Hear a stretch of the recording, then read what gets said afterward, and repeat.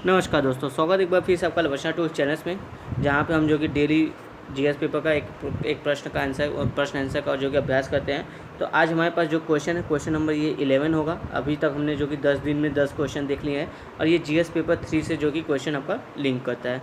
ठीक है, चलो फटाफट क्वेश्चन का आंसर देखते हैं, क्या क्वेश्चन है उसको समझते हैं। तो क्वेश्चन आपका कुछ इस तरह से है। प्रश्न देखो, रिवर्स माइग्रेशन से बड़े बड़े महानगर किस प्रकार प्रभावित हो सकते हैं। क्वेश्चन बहुत छोटा है, बहुत स्ट्रेट है, ना कुछ घुमा रहा है, ना कुछ आपको थॉट देना है, बस सीधा सीधा क्वेश्चन पूछा है, आपको उसी पे लिखना है कि जो रिवर्स माइग्रेशन करने का मतलब जो बड़े बड़े शहरों से आप देख रहे हो, कोविड-19 के कारण जो भी कोरोना वाला महामारी फैली है, इसके कारण जो है कि मजदूर लोग जो है कि बहुत सारे अपने शहरों से जो है कि अपने गांव स्थल या जहां से वो आते थे, बिलोंग करते थे, तो वहाँ वापस जा रहे। तो इनकी इस वापस जाने की घटना को क्या कहते हैं, रिवर्स माइग्रेशन। तो बोल रहे इसका जो कि बड़े बड़े महानगरों पे क्या प्रभाव पड़ेगा, इस संदर्भ में हमें जो कि इसका आंसर लिखना है। और शब्द सीमा देख लो आप, इसको आप 150 शब्द कर लो। ठीक है, जनरली यूपीएससी में 150 शब्द में ऐसे क्वेश्चन पूछे जाते हैं। चलो देखते हैं इस प्रश्न का उत्तर बनाने का प्रयास करते हैं। उसके पहले मैं आपको बता दूं, देखो ये उत्तर अपने आप में कभी भी पूर्ण नहीं है। आप अपने ज्ञान के स्तर से आप हमें सुझाव दे सकते हैं कि इसमें और क्या ऐड किया जा सकता है, या फिर इसमें अगर कुछ खामी है तो वो भी हमें बता सकते हैं कमेंट करके। ठीक है, चलो केवल एक ये फ्रेम है आपको अंडरस्टैंडिंग के लिए कि हाउ टू अटेम्प्ट, हाउ आप कैसे किसी क्वेश्चन को अटेम्प्ट करो। ठीक है, चलो शुरू करते हैं क्वेश्चन का आंसर लिखने से। हमसे पहले रिवर्स माइग्रेशन पूछा है, तो हम रिवर्स माइग्रेशन की परिभाषा देंगे, बताएंगे कि रिवर्स माइग्रेशन क्या होता है। उसके लिए थोड़ा सा पहले माइग्रेशन को हम समझेंगे। शुरू करते हैं। 2011 की डेटा के अनुसार, जो सेंसस जनगणना वाली होती है उसके आधार पर बोला है, 2011 की डेटा के अनुसार भारत में कुल अंतर्देशीय प्रवासियों की संख्या 5.5 करोड़ थी, जो 2018 में बढ़कर 10 करोड़ से भी अधिक हो गए हैं। देखिए कितना तेज, आपका जो कि 6-7 साल में ही दुगना हो गया, कितना 10 करोड़ हो गया है 2018 में।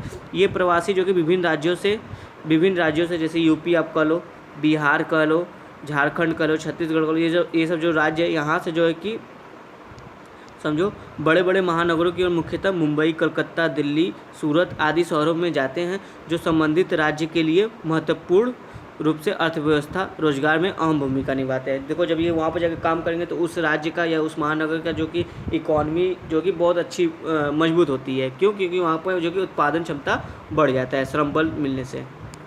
आगे देखो, अब आते हैं अपने रिवर्स माइग्रेशन, जो हमसे प्रश्न पूछा था। जब यही प्रवासी किसी कारण से बड़ी संख्या में वापस अपने स्रोत स्थल, मतलब जहाँ से वो आए, गांव या जन्मभूमि की ओर पलायन करते हैं, तो इसे ही रिवर्स पलायन या रिवर्स माइग्रेशन कहा जाता है। ठीक है, आपको उम्मीद है समझ में आ गया होगा कि रिवर्स माइग्रेशन की परिभाषा क्या है, जैसा कि कोविड-19 कोरोना संक्रमण के समय वर्तमान में देखने को मिल रहा है। अब हमने यहाँ पे देखो अपना रिवर्स माइग्रेशन का डेफिनेशन बताकर जो कि भूमिका तैयार कर दिया है, कुछ डेटा भी इंट्रो में दे दिया है। ये जैसे देखो ऊपर ये सेंसस वाली डेटा भी दे दिया कि कितने इस समय जो कि लगभग प्रवासी ऐसे हैं जो अंतर्देशीय प्रवास करते हैं, माइग्रेशन करते हैं। अब देखो, अब पूछता है जो इसका इम्पैक्ट पूछा है बड़े बड़े महानगरों पे, उस पर चलते हैं। चूँकि हमारे पास शब्द सीमा कमी है, 150 है, तो हम इसको क्या है ऐसे डायग्राम के थ्रू जो कि बताने की कोशिश करेंगे। इससे देखो थोड़ा सा इफेक्टिव आंसर होता है। कम शब्दों में आप ज़्यादा बात कर लेते हो और एग्जामिनर को भी कॉपी जाँचने में बहुत आसानी होती है। देखो रिवर्स माइग्रेशन के बड़े महानगरों पर प्रभाव क्या हो सकते हैं। पहले तो देखो निर्माण क्षेत्र में, मतलब जहाँ पे ये जो प्रवासी जो श्रमिक है, जहाँ जहाँ ये काम करते हैं वहाँ पे प्रभाव पड़ेगा, क्योंकि ये वहाँ से वापस लौट गए हैं। तो निर्माण क्षेत्र में जो कंस्ट्रक्शन वाला एरिया होता है वहाँ पर हम देखते हैं। अब देखो यहाँ पे क्या होता है, श्रम बल की कमी होगी जब ये वापस आ जाएंगे। तो जो सड़क, पुल, बिल्डिंग या घर आदि बन रहे हैं, उनका निर्माण बड़े स्तर में, उनके निर्माण में जो कि गिरावट आएगी, है ना। ये सब की जो कि निर्माण कार्य रुक जाएगा। बिल्डिंग, इससे जब इसका निर्माण कार्य रुकेगा तो जो बिल्डिंग मटेरियल की मांग है, जैसे ईंट, बालू, सरिया, सीमेंट, ये सब इसके मांग में भी गिरावट आएगी। ठीक है, तो इससे क्या होगा, इस क्षेत्र पर निर्भर अन्य लोगों के रोजगार चले जाएंगे। देखो जो बिल्डिंग मटेरियल वाला सामान बेच रहा है इंसान, उसके अंदर वहाँ मंदी आ जाएगी, तो वहाँ पर जितने लोग काम कर रहे हैं वो बेरोजगार हो जाएंगे। और साथ ही जो इस श्रमिक बल के अलावा जो सड़क, पुल, बिल्डिंग निर्माण में और जो अन्य सहयोगी लोग इसके साथ लगे हैं रोजगार में, उनका भी जो कि रोजगार छीन जाएगा। और दूसरा क्या कह रहा है इसमें, एक तो ये प्रभाव होगा कि रोजगार खत्म हो जाएगा इस क्षेत्र से संबंधित अन्य लोगों के, और दूसरा आर्थिक मंदी की ओर देश चला जाएगा। क्यों? क्योंकि देखो ये जो सेक्टर है ना, कंस्ट्रक्शन सेक्टर, ये जो कि इकॉनमी में बहुत ज़्यादा भूमिका निभाता है। तो वो जो महानगर है वो आर्थिक मंदी की ओर चला जाएगा।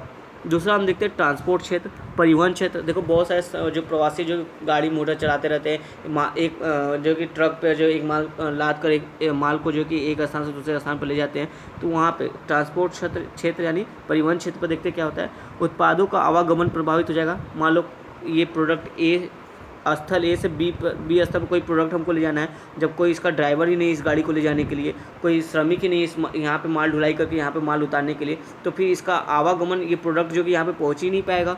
ठीक है, तो वो इसीलिए बोल रहा है कि उत्पादों का आवागमन प्रभावित होगा, उत्पादों के वितरण में कमी आएगी। जब प्रोडक्ट पहुँचेगा नहीं तो फिर यहाँ से वितरण आम जनता के पास पहुँचेगा नहीं, ये प्रोडक्ट वापस कोई थोक का माल आ रहा है यहाँ से, मान लो एक फैक्ट्री से बन के गई बी तक आना है, बी से स्टोर से जो कि आम जनता को मिलती है। जब आपका जो उत्पाद है यहाँ पे पहुँचेगा नहीं तो फिर आम जनता तक पहुँचेगा कैसे, नहीं पहुँच पाएगा। तो वही बोला है कि वितरण में जो कि कमी हो जाएगी, ज़रूरी चीज़ें लोगों तक नहीं पहुँचेगी और इससे क्या होगा, उत्पादन कम होगा। अब जो एक फैक्ट्री है, जब माल ले जाने वाला कोई नहीं है तो ये क्या करेगा, अपना प्रोडक्शन जो कि डाउन कर देगा।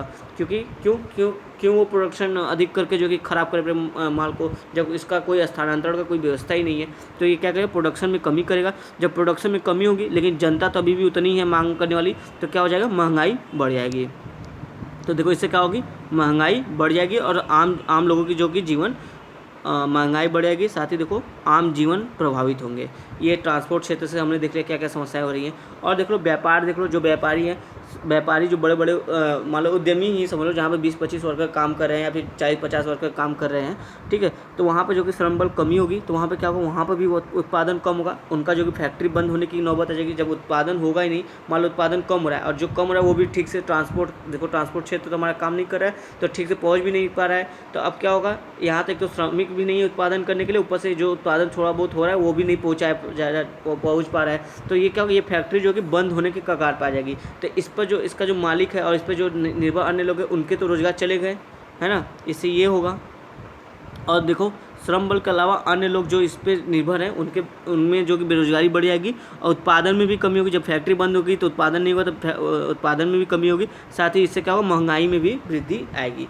और देख लो जहाँ पे प्रवासी ये काम करते हैं, श्रम बल सेवाएं, जैसे आप कहते हैं हॉस्पिटलिटी, ठीक है, वहाँ जैसे देखो होटल में लोग काम करते हैं, सैलून में काम करते हैं, ऐसे जहाँ पे जो कि मानव श्रम बल की आवश्यकता होती है लेकिन कुछ सेवाओं के लिए होती है, ठीक है, इस क्षेत्र में भी गिरावट आ गई। क्योंकि जो देखो जो ये प्रवासी यहाँ से तो लौट गए हैं, अब यहाँ पे काम करने वाला कोई है नहीं, तो इस क्षेत्र में कोई जाएगा नहीं, मतलब होटल वैसे ही लॉकडाउन के कारण बंद हो गए हैं, सैलून भी बंद हो गया है शायद सितंबर अक्टूबर तक, तो यहाँ पे ये जो को बंद हो गए हैं। तो अब देखो यहाँ पे जो कि इस पर जो निर्भर जो इनके मालिक थे, या फिर जो यहाँ पे काम जो इसके मेन ओनर थे, वो उनका जो कि रोजगार जो इस पर निर्भर था वो अब ख़त्म हो जाएगा, तो उनका जीवन जो कि प्रभावित हो रहा है।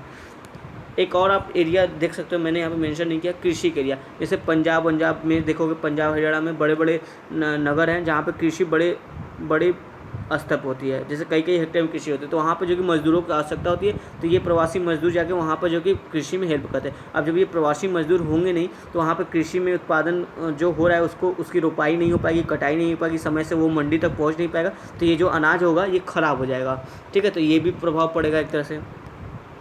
अब देखो कंक्लूड करते हैं, उपयुक्त स्थिति जो कि आर्थिक मंदी, उद्योग धंधों के नष्ट होने के, जो छोटे मध्यम उद्योग उनकी बात कर रहा हूँ, ठीक है, बेरोजगारी में वृद्धि व आम जनता के दिन प्रतिदिन के कार्यों को प्रभावित करेगा।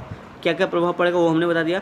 अब इससे देखो, इससे क्या होगा, लोगों में जो कि सामाजिक तनाव भी आएंगे और देखो राजस्व कम प्राप्ति भी होगा। देखो जब ये सब प्रोडक्शन हो नहीं रहा है, काम हो नहीं रहा है, अर्थव्यवस्था ठप पड़ी हुई है, महंगाई भी बढ़ रही है और सरकार के पास टैक्स नहीं आ रहे हैं, जब प्रोडक्शन होगा नहीं तो टैक्स कहाँ से आएगा, सरकार को राजस्व कम प्राप्ति होगा, तो सरकार जो वो राज्य संबंधित राज्य वो अपनी जनता को ठीक से सेवाएँ भी, आधारभूत सेवाएँ भी नहीं प्रदान कर पाएगा। तो इसका देखो बहुत ज़्यादा इम्पैक्ट पड़ रहा है। तो इस संबंध में इस क्वेश्चन को फ्रेम किया गया था। उम्मीद है आपको समझ में आया होगा।